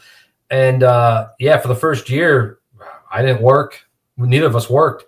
So we'd go to, you know, get the kids off to school, and we'd go to a music venue in Nashville, or go find a rooftop bar at a hotel and hang out and, you know, just enjoying retirement, enjoying each other's company. Yeah. Yeah. And then after about a year, we're like, all right, we're both going to go, you know, probably going to kill each other. And we can't sit around drinking and partying all the time. Yeah. So, yeah, I took a job. There's a large resort in Nashville. The place is huge. It was like 200 acres. Basically kind of an indoor hotel. Has a bunch of atriums and stuff, and they're different themes. It's called the Gaylord Opryland Hotel. And I took a job as basically the fire safety director. Yeah. And I was working there full time. I did a year, and they're run by Marriott, and they'd been failing their fire inspections for years. Oh, really? Well, yeah, the guy that runs the safety and security there, he's from Queens, and we were hitting it off and everything. And I told him, listen, I was like, we'll pass this test, you know, this inspection. Yeah. You know, I think I had like 9 months to get ready for it. I'm like, don't worry, we're gonna pass this inspection. Yeah. And we did. I think we passed it with flying colors, and you know, they were pretty pleased and everything. But dude, I hated commuting. It was you know, it wasn't like commuting in New York, but you know, being in an office and commuting, that's not my thing. And so I backed just kind of killing time. Yeah. Yeah, and I still go down there once or twice a week. I'm still doing it and everything. But I got to know some of the guys here in town. They have a small department. Yeah. It's a 21-man department. They got an engine and a truck. And that's it? Just an engine and a truck? Yeah, engine and a truck. They got a spare engine in case there's a fire. The guys come in off duty and get paid overtime. Oh, no shit. Fire, you know. And, you know, they don't do much, you know, car wrecks, a couple of EMS runs a day. Okay. You know, a fire.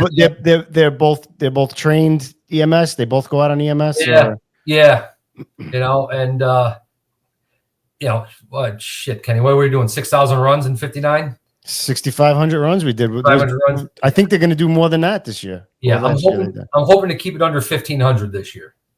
Wow. That's still not bad. That's still not bad for a 21-man department. And they'll probably hit 2,000 because, like I said earlier, the population has almost doubled since I moved in. Oh, they got to make more men. They got to hire more guys. Yeah, it's been a whole thing, you know, and they're on the right track right now. But I started meeting these guys or whatever, and you know, I did some training with them. Yeah, great guys, very motivated.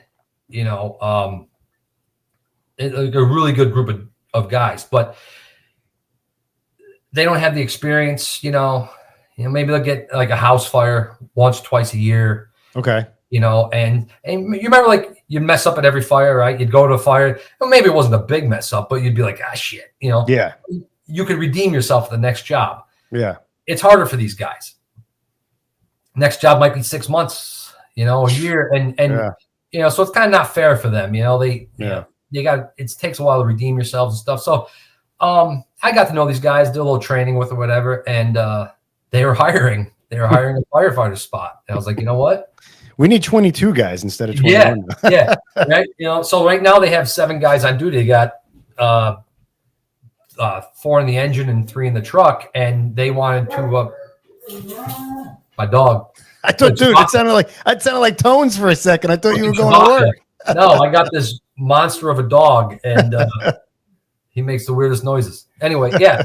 So they got 7 guys on duty. They're trying to get up to 8 guys on duty. Okay. And, do you ride the engine or the truck or both? Unilateral. I was riding the truck my first few months. I've been there 7 months, and you hear the dog? I hear him. Yeah. He's sick of your stories too. Yeah, right. Fucking I can't think with him. Anyway, guys working the engine and the truck. Like yeah. So when you come in and you say, "Oh, you're assigned to the." I was working in the truck, and then they swapped me with a guy because they wanted to do make him a chauffeur and train him, like do in-house training. So I went over to the engine, and but like I've done a lot since I've been here as far as like putting in riding positions. They didn't have riding positions. Basically, you'd show up to the fire, and the boss would be like, "All right, you grab the irons and you stretch or whatever," and he'd be giving orders, Yeah. And I kind of just made a simple template, like, listen, we got a nozzleman, you got the irons, and just trying to get start. At least we got to start off someplace when we get there, and then the boss can still have the freedom to make decisions and orders when we get there. Because traditionally all they had around here was houses, mostly ranch style houses. And now I got all these, McMansions and stuff coming up, thousands of them. The housing developments everywhere. Now 2- and 3-story multiple dwellings. Oh, you're definitely going to need more enclosed hallways and stuff. Yeah, like we had one neighborhood that we go out to the housing development. It's like a 12-minute response time for both companies. Really? Oh, dude, yeah, and the houses are all close together, and you're gonna lose the whole freaking neighborhood by the time you get out. So what are there neighboring townships that will back you guys up, or not really? No, huh? There's volunteers throughout the county, and not really. Like, hopefully someone shows up. Yeah, if you need them. That's why. So they have, if you're off duty, you'll basically get a text message saying, "Hey, there's a fire. This is the address." Everybody knows. Everybody's coming. Yeah, and if you come in, if you go and man the spare rig, or if you go to the fire, you get paid overtime for it. But so now, as far as obviously the big differences are FDNY is 11,000 guys. You guys have 21, 22. What are some of the cultural differences? Like, we had talked about it. FDNY. So, guys freaking came up the Kosciuszko Bridge and picked you up, and they fixed your car. You didn't even know them, and this guy did this. Like, we're such a family in the FDNY. How is it like in the Whitehouse Tennessee Fire Department? Yeah, you know what, the guys, I didn't know what to expect. But I when I started meeting these guys, one reason I took the job is I met them. Yeah, and I was like, these guys are good dudes. I was, and you could tell that they had that same. They were hungry. Mm-hmm. They're very hungry for that same type of, relationship, I guess, like that we have. Yeah. Which was awesome. And it's funny because it's very laid back here. Yeah. So I come in and I'm like, "Hey, good morning, you fucking assholes." And they're like, like, who is this fucking asshole? Yeah. Right. But instead of coming in the morning, like, you'd come in and everyone's having a cup of coffee and they all greet each other. I come in like, freaking like a bowl in a china shop, and it sets the tone for the day, and they're like pumped, ready to go, and they're excited and they're having fun, and I'm breaking someone's balls, and they don't know how to do that. You got to be the king of ball breaking now for that fire department. Yeah, because I don't have anybody like you going back at me. Like, it's funny because tell them if they want any pointers, they can hit me up on Instagram. Right. Yeah. I'll introduce you to the biggest asshole I know. But no, they're great. And it's funny because I've seen them now. They are getting better at it, Yeah. Like they are. But No, they're there. Like if you needed something, you can call in those guys. You do have that same rapport. And I think it's always been there and they've had that. Yeah. I think they were a little stagnant for a while. I think they were kind of, especially, we're talking about that. If you don't have a fire, you kind of start forgetting why you're here, right? But making some changes. They've had some leadership changes. Yeah. And operational changes. And it's definitely motivated the guys. The guys are excited and happy. That's great, man. That's good. So that's been cool. Cool. You know, it's been cool. I like it. Listen, some days I'm like, oh, man. I don't want to get up and go to this thing. I retired for a reason, Yeah. But being in town, my kids come by the firehouse all the time. Nice. That's old school right there, man. Yeah, like they're all three kids are really busy with sports, like super busy, and that was my thing. Is like I'm not missing any games. Mm-hmm. So the rig goes to a game, and we all. I bet everybody loves it. I bet the neighborhood loves it. The neighborhood loves it. And the guys are like, they're happy. They're out of the firehouse and they go. And so I haven't missed any, my oldest had a signing for her college the other day for soccer. She got recruited to play at this school. Nice. Over near Knoxville. And so she had their signing at school the other morning, like a half hour after the tour began. So I'm like, hey, I got to go. Let's go, guys. Yeah. So, that's, if I wasn't able to do that, I kind of, it's kind of quid pro quo, like I kind of light a fire under their asses. They're excited. Yeah. They're having fun with me there. Sure. There's things we take for granted, Kenny, like that we learned from older guys. They're a pretty young fire department here. I was just going to ask, like, what's the age group of these guys? Like, are they young guys, old guys? You have senior guys that have a lot of experience. These guys, they probably got hired in the late 90s, early 2000s. But there's only a few of them. And they were just they started off. It was a combination department. They were paid drivers and you had volunteers. They start off the same way, and they've been to a lot of fires and they got good experience.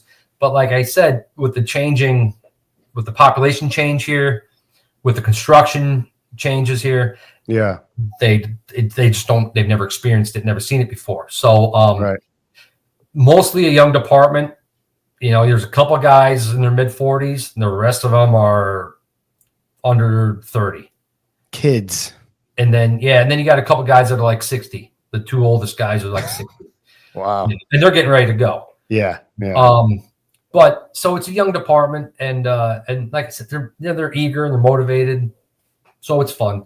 It's fun. I don't know if there's been a guy that's retired from a fire department, a big paid fire department, and got on another paid department. I know a lot of guys are volunteers from, I don't know of too many guys. There's a couple guys that did what you did. Yeah, I know of a couple guys. You do. There's a guy from 41 that's down in Carolinas. There's I'm trying to think who else. There's a couple other guys that I know of. Yeah. But man, Ken, I was young when I left. And like I said, if things being different, I probably would have stayed. If I had gotten assigned someplace that we weren't climbing freaking elevators all the time, and I never wanted to leave Harlem. If you would have went someplace slower, or we went with someplace with lower buildings, maybe I would have felt different. But I was like, it was kind of one of those things where I didn't want to transfer out of the house. Right. I loved it there, and I didn't want to go anyplace slower. And I was, I'm going to go sit someplace slower and then listen to the guys going to work. I'm like, that would be crazy. So it was kind of like, I'm done. I'm going to go. But, I got to Tennessee, and like the second day here, I was like, hell yeah, man, this is the right choice. Good. Like one stoplight in town, and I'm like, I pull up the stoplight and the guy's like, no, you go. I'm like, you got the green light. No, you go. Okay. Like if you don't wave at somebody, you're a jerk. You gotta wave at everybody when you're driving. And I was like, yeah, this is cool. I like it. Nice. No one's telling me to go fuck myself. It's like, you're not angry at the grocery. You go to the grocery store up there. I was always pissed off. Like, you're always angry. I was always angry. You're always angry, man. Always pissed off up here in the city. Angry. So you're on the job now. You gave me some information that you became a peer support team counselor. Are you a counselor or? No, not really. Like, so the the IAFF, the National Association of Firefighters Union. Yep. They do peer support training for departments and stuff. And it's do you remember? Well, we had a couple of guys like Kirk Lester help run that. It was funny when I did the training. I did it online for the IAFF. Kirk was in all the videos. I was like, for the fire department counseling unit. So it's basically the same thing. Yeah. Okay. Right? So when you'd be in the kitchen, and the old guys would show up and be like, and I don't want to talk to this guy. Yeah. But the reason I did that training, was because my last few years, you had, I guess I was angry. I was like, it wasn't like fire deaths didn't really bother me, or like trauma didn't bother me or whatever. But the line of duty deaths, they start piling up, and you're thinking about that shit all the time. Yeah. Things that really bothered me is like, some of like 4 or 5 of those fires where multiple guys died was basically due to, in my opinion, was due to like greed, like money, like the guys up in the Bronx on Black Sunday, that person that, divvied up that apartment to make more money, Right. She got sued for it, but nothing ever came of that shit. Right. Raffadino and Bedia down there at the Deutsche Bank, that was all because of money, because they didn't want to tear that place down. Yeah. Freaking Mike, that's Fucking all, it's all money. So that shit bothered me, you realize the people in the neighborhood, they cared what you were doing, but the city never really cared, in my point of view, which shouldn't have mattered to me, but that's where my mind was at. I could never get out of my head. I was always angry. And I ended up, I was, I'd be thinking about shit like off the wall. Like, am I going crazy? I'm like, I'd be driving to work. I'd be in my own head. I'm like, why? I'd turn the radio up and try to not, I couldn't get out of my own head. I was always thinking crazy stuff. And so I ended up going to the counseling unit, and which was tough, like I didn't want to do this, fucking pussies. I don't want to be a pussy, to admit something is tough. It's a tough first step. Yeah. Man. And I tell you what, I went in there, and this woman, I don't even know if she said anything. I sat there and I was just a puddle for like an hour.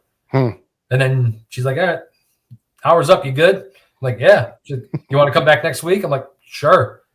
And then but she gave me some good tips. Like, it was funny. Like, I never listened to podcasts before. I didn't know what a freaking podcast was. It was all still new back then. Yeah. And I did, and she turned me on to listen to like podcasts and books on tape. And her advice was, you're driving into work, because that was my worst time, was when I was driving into work. And so you're driving into work, listen to a book on tape or a podcast. And if you find yourself drifting off and you realize you've missed something on the podcast and you start thinking about other stuff, rewind it back where and that's what kept my mind busy. But I was able to purge a bunch of stuff and nice and feel better,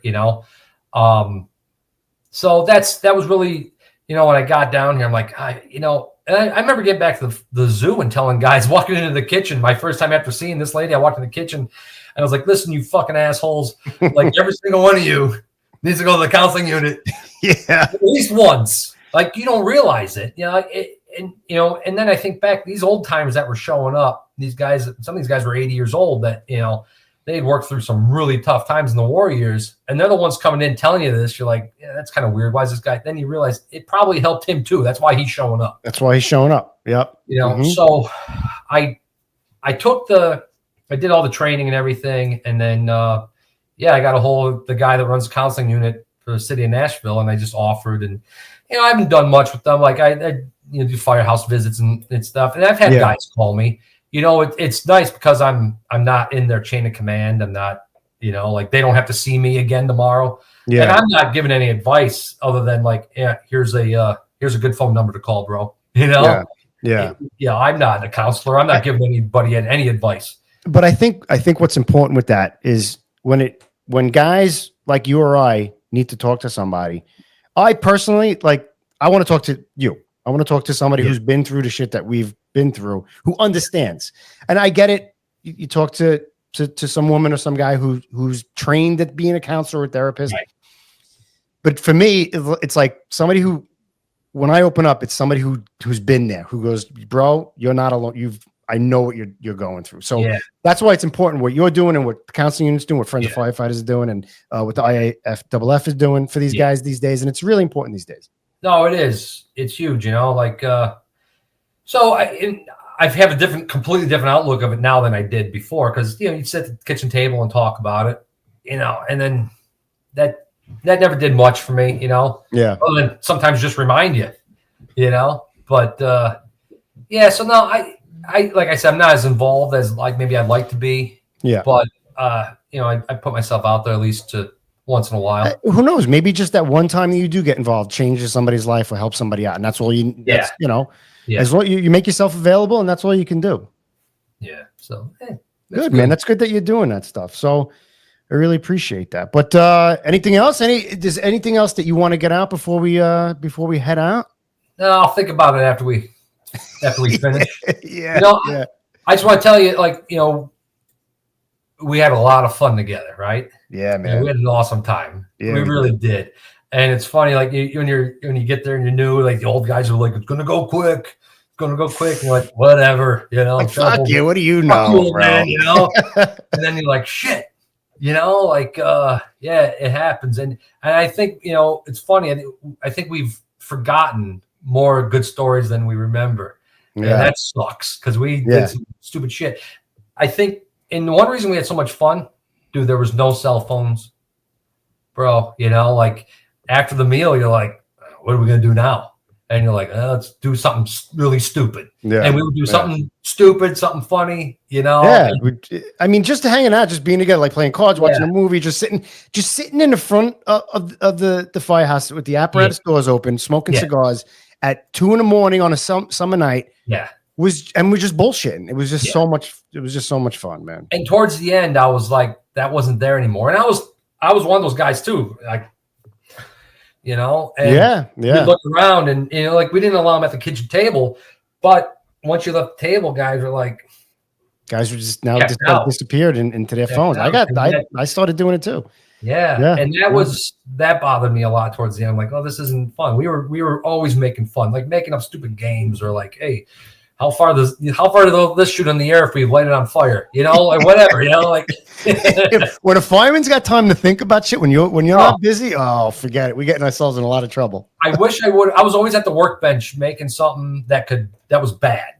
Yeah. I really wish I would have like spent that time coming up with something good, like inventing something. You could have cured. Like you could have cured a disease or something, bro. Like, if I drill a hole through this statue and put an O2 tube through it and hook it up to the sink, when the guys go to wash the dishes, like the statue piss on them, and then all of us, and then all of us will be just waiting and watching. Like you know, whatever, like you know, like check this one out. That's a good crew right there. That's a great crew right there. That's a good crew. That's you. I think you retired not too long after that. Yeah. That was towards the end. Yeah. I think that was during COVID, right before COVID or right around COVID. Yeah. You know, but I don't know, bro. I can't really think of anything. I don't think you know. You got any tips for new firemen or potential firemen coming on the job? Because that's kind of what I've been doing with the 10-minute videos. Yeah. Just to talking about culture and just tips for new guys type of deal, you know? You know, I guess it's tough. Like, I don't know. I guess just listen. You know, just keep your mouth shut and listen. And you know, you and I are both wise asses, and we had great jokes all the time. But you knew when to shut up. Yeah. And you knew like when someone was telling you something important. You know, and you know the guys do love you. You know, so if you're getting your balls broken, you know, sometimes it hurts. Take it personal, but you know, I remember, you know, most of the guys figured it out. But I loved when getting probies. You know, as we got older, I loved getting probies. I loved being able to share stuff with them and tell them stuff. And sometimes you tell them to do something, they wouldn't do it. And, you know, they try to explain to them, listen, if you do it here, I know you're going to listen in the fire. And we had a probie, and he didn't last long. And in the firehouse, he had a real tough time listening to us and either advice or whatever shit we were telling him to do. And we had a pretty gnarly job. And I was like, all right, it's time to go. And he's like, are you fucking with me, bro? Or are we serious? I'm like, fucking go. Like, come on. Let's go. And and it wasn't like, I kind of second guessed myself. I'm like, well, I've never had that issue before, but I told him, I was like, listen, you've ever been told that, listen, when you're told something at a job, do it. I'll explain it later. And there you go. That's my tip. If someone tells you to do something at a fire, just fucking do it. Don't ask for an explanation. Don't expect an explanation until later. I don't got time to tell you, hey, okay, this is why I want you to go do this. No, just do what you're told to do. Yeah. Later on, I'll explain why we did it and walk through it. So I guess that's my tip. That's a great tip, man. Yeah, for sure. Like do what you're told, and I'll explain it later. I'm not explaining it right now. Yeah. Whatever. We had a lot of fun. We had a couple really good fires together, Kenny. I don't know. That. Oh yeah, that was this one. Hold on. Yeah, that should have been on the cover. That should have won the fucking cover, bro. But you had a beard and different gloves on. Right. So that was my son's. The morning after his first birthday. Yeah, yeah, I think I remember that. Yeah. Well, I threw a party for him, and I was on vacation. I'd been on took a full vacation, half vacation, and we watched the sun come up. And Mike's like, "Don't you have to go to work today?" And I totally forgot. Like, oh shit. Yeah, I'd just been partying for 15 hours, bro. Yeah. It's 6 a.m. We're still up. So I went to work, and if you look at the picture, you can see there's a white spot right here. I just started to shave. Yeah. And that box came in, and I remember going down 138th Street, and you could see the smoke. I was like, oh, God. Yeah. Oh, my God. But, yeah, you had the nozzle, right? Yeah, I had nozzle. Sukas had the backup. You had the control. TQ. And TQ. We kept pushing into the store, and the Chiefs kept pulling us out. Well, it was two or three different wood frames, and they were all going. Do you remember how pissed off the trucks were with us? Because we got there. I have another picture someplace. I got to find it. Yeah. We were standing at the command post, and the chief looked around, and there's all these trucks standing behind us, and he said, 59 engine. Take those store windows. I don't remember that. You don't remember that? I got the same photographer took a picture of us taking the windows. We opened up, and there was 29 truck. We opened up the back of the truck. We grabbed hooks. And we took the big windows in the store, and there's 3 alarms with the truck company standing there fucking pissed, right? You know what? Now that you mention it, I know, first of all, I know I was pretty hungover. I remember being hungover that day. But I vaguely remember now getting hooks and being like, fuck, man, I just want to stretch a line. Yeah. Well, we took the windows. We came back, and the chief goes, great, now grab a line. And we're like, what the fuck? Man.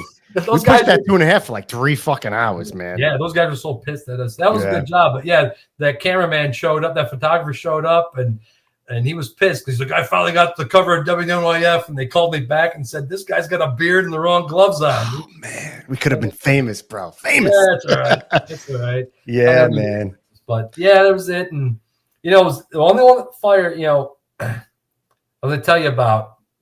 I don't know if you were working, it was the sanitation garage. 130 Park. I've caught some jobs like that. It was, but I don't know if you and I remember this one. And 35 engine had their picnic. So they had guys from other houses covering the house for them. Yeah. And it was their first due box, and they didn't know. I don't know if they knew what door to use. So we ended up getting the line, and the sanitation garage, there was a front loader in the garage. The motor, it was burning. Yeah, I wasn't there. Yeah. All right. It started lighting off all the garbage trucks in the garage. So there's a couple garbage trucks going, freaking front loader, and you couldn't even see the thing. The smoke was down to the floor. Yeah. And it's a 30-foot ceiling. And we take out of the nozzle, we take the 2.5 in, and we're going in, and we didn't make it far. I mean, I made it probably 30 feet, and I was hitting the fire, and the nitrogen in the tires in the garbage trucks started exploding.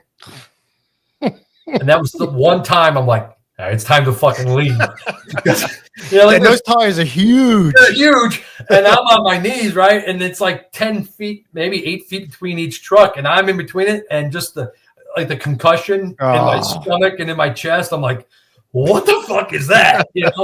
Who was the boss? TQ. Yeah, I'm like, I'm going to back out now, bro. I'm good. We'll hit it from the door. Good idea, kiddo. But all the dudes were the whole crew, all the crews were upstairs in their locker room. Oh, wow. Yeah. Holy shit. Yeah, the OV went through a window, and it was smoked out upstairs. And then he opened up the locker room door. It was clear as day. The guys were in there playing like poker. They had no idea. Oh, shit. No idea. We're downstairs. We're downstairs, and they were up there. They had no idea. But, that's awesome, man. That was a cool job. But good stuff, brother. Yeah. So that's all I got, bro. We are gonna end off on that. Don't hang up. I'm gonna, I'll end the recording. But it's been fucking awesome catching up with you, bro. Yeah. I really appreciate you being my guinea pig for this new, revamped kitchen table. So thanks for joining us. I really appreciate it. And if I talk too much, just cut like most of it out, and it's all right. We'll figure it out. So thanks, everybody. Remember, it must be true. If you heard it at the kitchen table. Thanks again, Colin. All right.